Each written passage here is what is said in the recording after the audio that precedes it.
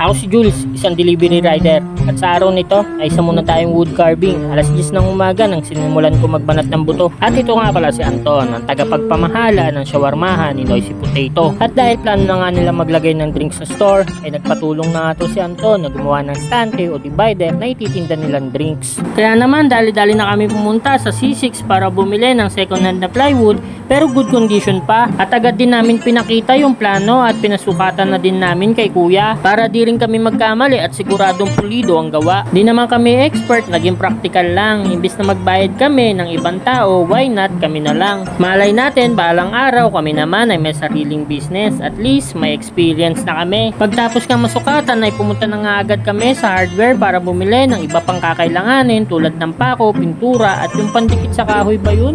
Bali bumili muna kami ng pandesal dito sa hardware.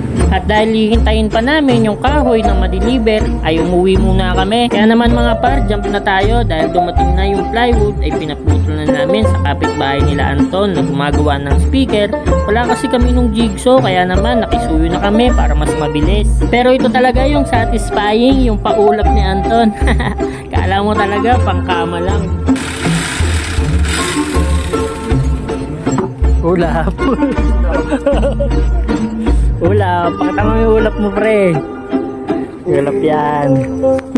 Sinaglit lang pala ni kuya yan, kaya naman nang natapos ay agad na rin namin dinala sa bahay. Doon kasi namin na-assemblein yung stante. Inabot na nga pala kami ng gabi dyan sa pag-assemble dahil pinilit namin matapos ngayong gabi para kinabukasan ay ilalagay na lang namin sa store. So bali ito na yung finished product ng ating wood carving with Tito Anton. Kaya naman kinabukasan ay dinala na nga namin sa store at napinturahan na nga din namin to mga par. Dahil medyo may kalayuan nga yung store nila sa bahay namin at wala kaming mahiram na tricycle ay napagpasyahan na nga lang namin na isakay sa motor niya. At ito na nga yung malaking challenge na medyo nahirapan kami yung pagpasok ng istante sa loob dahil mahaba at may nakapix na salamin kaya naman todo ingat kami na mabasag.